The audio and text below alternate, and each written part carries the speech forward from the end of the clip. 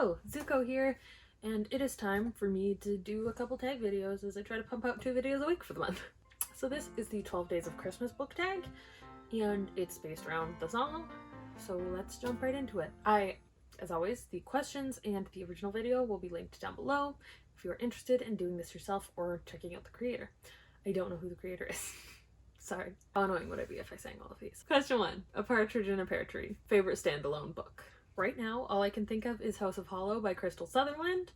I just finished rereading this book for the 2nd time this year because I wanted to make sure that it was as good as I remembered it being before I continued to sing its praise, because it's been quite a while since I read it and I still love this book. This book follows the story of 3 sisters, Gray, the oldest, Vivi, the middle child, and Iris, the youngest, who one day when they are 11, 9, and 7 years old, they all just disappear out of thin air in the middle of the street. And they're gone. Their parents are under investigation, like nobody knows where they went, and a month later they come back, but their hair turns white and their eyes turn black, and the 2 missing teeth that Iris had are back to being baby teeth. They're just full baby teeth in the mouth. And you follow the story from Iris's perspective as she has grown up. They have lost their father. Her oldest sister has become a world famous fashion designer and model, and her middle sister has become a alternative punk, and they've both dropped out of school and left. So she is home with her mom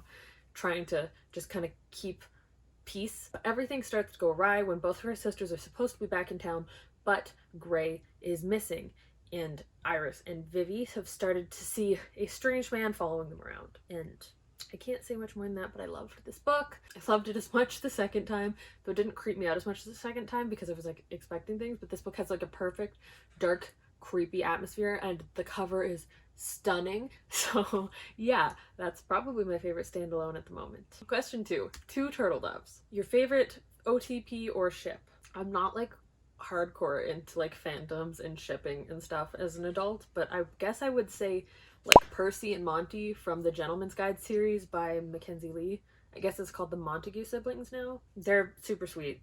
I just love them. Their relationship is great. Or Simon Snow and Baz, Taranis Basilton Pitch, I think, from the Simon Snow trilogy. They're both favorite. Those are also both couples that I revisited this year after originally getting introduced to them in 2017, I think. Yeah, I'm gonna say them because I can't think of any more off the top of my head. Question 3 is 3 French Hens. Your favorite trilogy?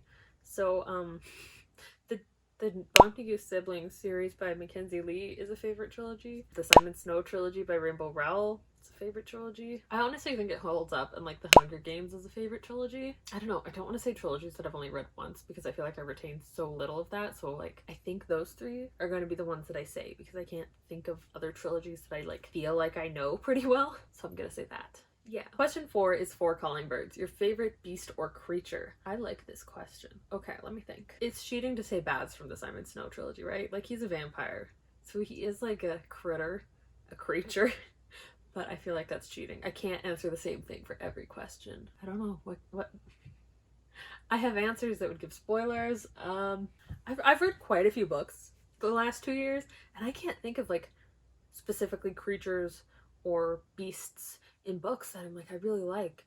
So I'm just gonna say my favorite horror creature in fiction is vampires, and it always is, always will be. I reread Twilight this year. I don't care. I love vampires. I think they're silly. I read the House of Night series this year. It's 12 books. They're all bad. They're objectively bad. I just like vampires. I think they're neat. Question 5 is 5 golden rings. Show 5 golden books. Okay. I don't have these here, but technically Gilded by Marissa Meyer, right there, you can see it, yeah, and Vespertine by Margaret Robinson or something. I'll put that right there. They're both very gold and gilded books. Did I like them? No, not really, but I have the Fairy versions coming because I pre-ordered them before I read them, so that's exciting. Golden books. I don't know what that means. What does... I don't have the little golden or whatever, the little books with the golden spines. The spine of Emma Blackery's Feel Good 101 is gold. My pages for my Hans Christian Andersen's Complete Fairy Tales book, these are gilded, they're gold. I don't know what 5 golden books means. Can you tell? Okay.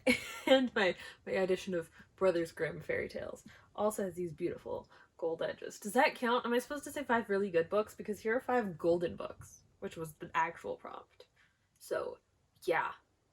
Nailed it. Oh, and King of Scars by Leigh Bardugo has this shiny golden cover. Does that also count? I'm still unclear as to what the prompt was, but here's a bonus one. Question 6 is Geese a-laying. Rotten egg, so your least favorite book. Right now, I'm still mad at this book by Cole Nagamatsu. I can't even remember the name of it because I just don't care. Because this book has like unnecessary pseudo-incest, and I just wanted to scream the whole time I read it. I still want to scream when I think about it because it was so unnecessary.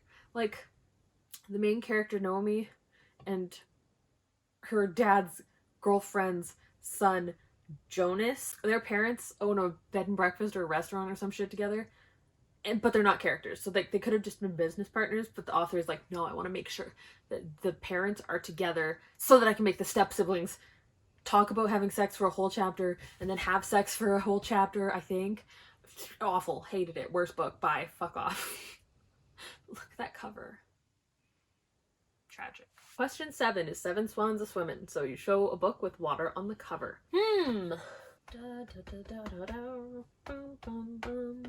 Okay, I think A Dark and Shallow Lies. No, Dark and Shallow Lies by Ginny Myers Sane has water on the cover. So does The Girls Are Never Gone by Sarah Glenn Marsh. The Girls Are Never Gone by Sarah Glenn Marsh also has water on the cover. Yeah. Question 8 is 8 Maids a Milking. Which fictional food do you wish you could taste? All of the like fae food in the Holly Black's fae books, I'm just like, I want to eat the fairy food. But like, let's all be honest here. The fictional food we all want to eat, even though it's not like technically fictional, but it is in this context, is anything in a Ghibli movie. Like, that's what we want to eat. We want to go to that weird spirit fair in Spirited Away. And we want to eat all of that. It doesn't matter if we turn into pigs. We got to eat Ghibli food. Are you kidding me? That's what we want. Like, all anybody actually wants out of life is to eat that food. You know it. I know it. It's true. Sorry, not sorry. Question 9 is 9 Ladies Dancing. Favorite dance between 2 characters. I'm trying not to just pick the same books, but like, they're the books that are in my head. And I know that there was a dance scene at the end, I think, of the first Simon Snow book. There's also, I think, yeah, there's a dance in The Nobleman's Guide to Shipwrecks and Scandal and Shipwrecks by Mackenzie Lee, the 3rd book in the Montague siblings trilogy. That dance scene is nice. Like, maybe there was a dance scene in the Folk of the Air trilogy by Holly Black, but I cannot remember. There was the awkward wedding dance scene, I think, in Breaking Dawn by Stephanie Meyer. I did also just read Dark and Deepest Red by Anna Marie McLemore. And in that book, it's based on like that dancing plague that I think was in France. And that was a fun dance because they blamed witches. My dog is snoring behind the camera. I'm so sorry if you can hear him. I don't want to wake him up, but I think I have to. Yeah, I don't know. I don't think I pay attention to dance scenes, really. Does that make me flawed somehow? Question 10 is 10 Lords a Leaping. What is your favorite book-to-movie adaptation? Okay, I really like the Twilight movies. Fight me, I guess. I also really like the Hunger Games adaptation. I know I have a friend who hated them, but I think they were done really well, and they really did the story justice, in my opinion. What else has been made into a movie? I don't know how book accurate it is, but the Howl's Moving Castle movie is probably my favorite movie. So does that count? I think that counts. Otherwise, like, I don't know, I don't watch a lot of book-to-movie adaptations. Or if I do, I immediately forget about them. And I tend to try not to get my hopes up about them, and I don't super watch them. But they're also usually not books that I like that are being adapted anyway. Question 11 is 11 Piper's Piping. Favorite book-to-movie adaptation soundtrack. I don't listen to movie soundtracks. I bought the Hunger Games soundtrack when it came out because I liked Safe and Sound and Eyes Open. But that was like, those were the only songs from there I listened to, so I don't know if that counts. Twilight, I think, has a bomb soundtrack, but I also never downloaded and actually like listened to the full thing. But I know that New Moon soundtrack just sounds like my ears screaming, and I couldn't listen to that. So I don't know. I don't listen to soundtracks a lot. Is that weird? I don't know. Do you have a favorite movie soundtrack? Let me know down below. It's like do you like listening to movie soundtracks? And question 12 is 12 Drummers Drumming. the song is over. What is your favorite book ending? Whew. Favorite book ending. I actually really like this question.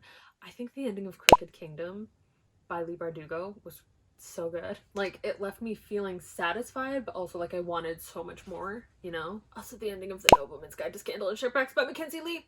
I can't not say it. I really, like, that ending of that series made me cry. It, like, really made me, I had a lot of emotions at the end of that. And I feel like the ending of Under the Whispering Door by TJ Klune, like, while it was like kind of like maybe sappy and maybe it was predictable, like, it felt good. It was an ending you felt good to get to. I'm gonna say that one as well. So yeah, that is my 12, I didn't make this tag. That is the 12 Days of Christmas book tag.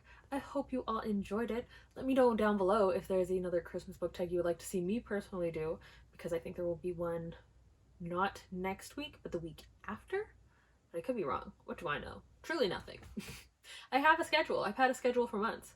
Then I was like, ooh, some of these are gonna be too hard to film. Or maybe they're super boring. I don't know. So yeah, let me know down below if you listen to movie soundtracks and what your favorite is if you do.